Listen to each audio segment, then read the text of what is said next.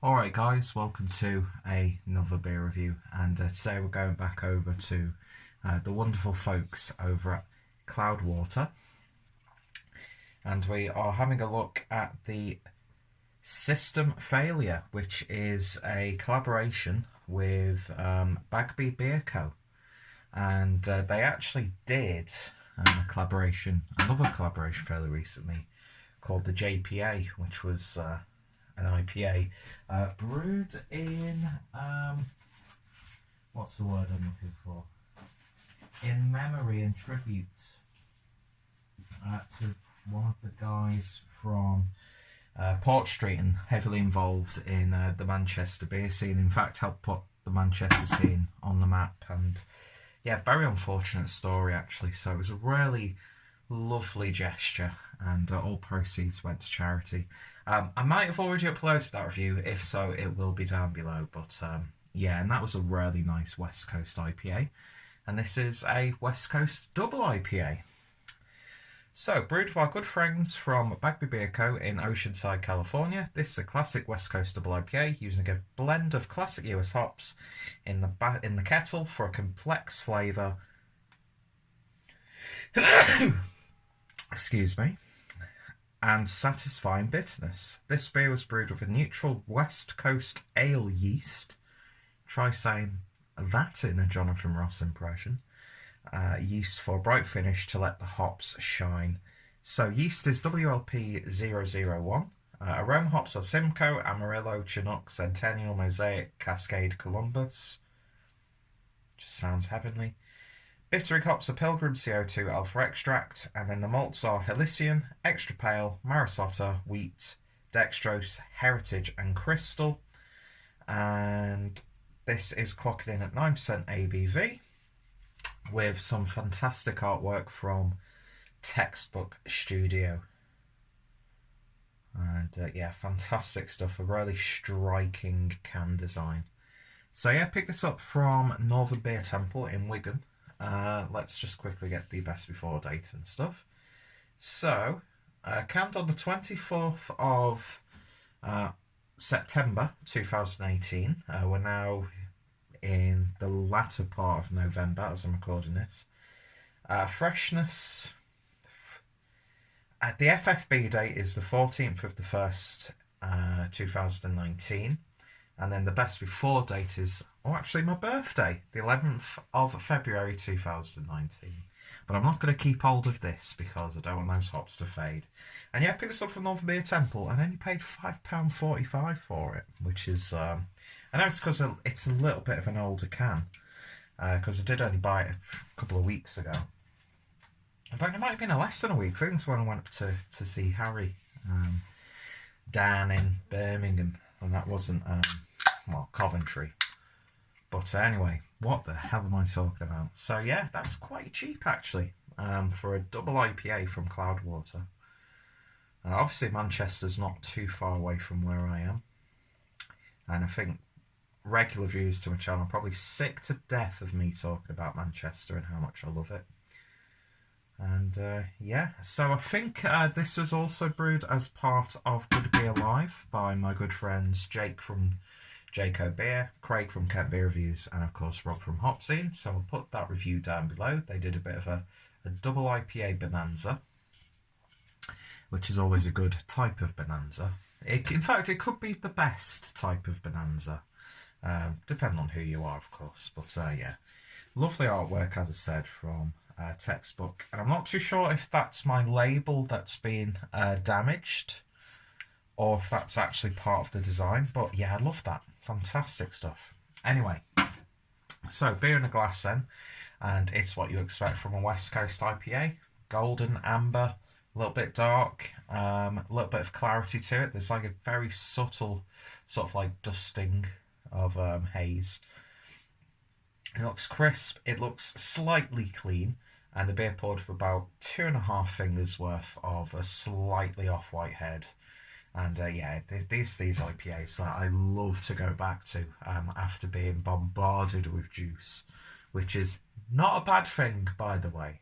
But when you get something like this, which I'm hoping is going to be a really bitter and resiny experience, then Yeah, I love the fact that these classic like West Coast American big bold brash IPAs are still being produced in this hazy, fruity, sweet, gentle, cloud puffy climate. Anyway, what the heck am I talking about? Just shut up and give the beer a sniff. Ooh. It's a really gentle medley of hops on the nose. There's like elements of the tropicalness, there's elements of the citrus tones. In fact, there's a little bit more citrus on this one. You get that sort of like sticky sweetness, a little bit of a resin-like character. Very subtle, like caramel coming through as well.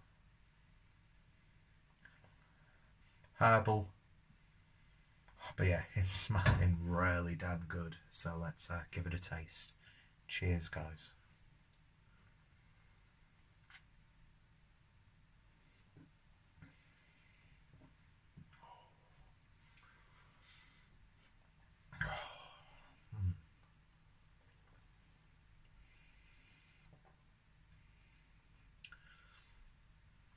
That has held up really well.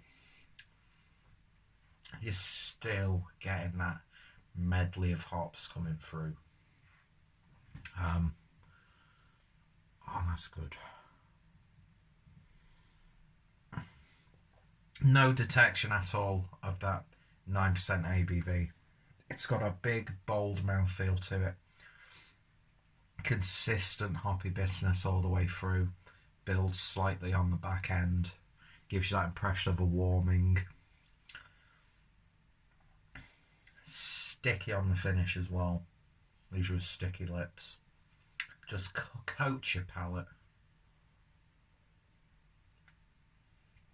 There's a bit of a prickly vibe about it as well, which is really nice. Really waking up your tongue. You could take pretty much the last 2 or 3 tasting notes way out of context there. It's sherbety, resiny, sticky, piney. Devastatingly drinkable. The only thing that's stopping you from doing it is just how bold those flavours are. Is it a palate wrecker? No. It doesn't always have to be. What is it with like going from one extreme to another? I don't get it. I really don't get it. But this is just...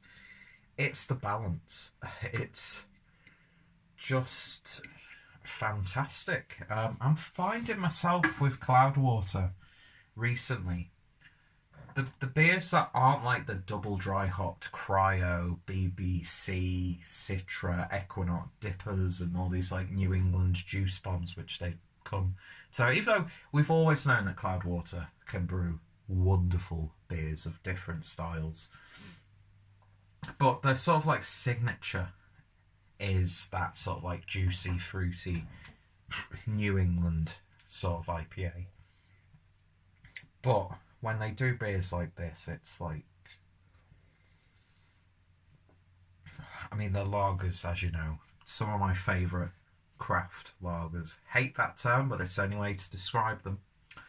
Well, yeah, this is wonderful. It's like the big brother to the JPA. That was a little bit more of a gentler drinking experience. This is bold. This is like the greaser older brother who he sort of like pushes his younger brother around, but if shit hits the fan, he's in there straight away to help out his little brother. Do you know what I mean? It's that sort of beer. I think that's really nice. It's so nice. It really, really is.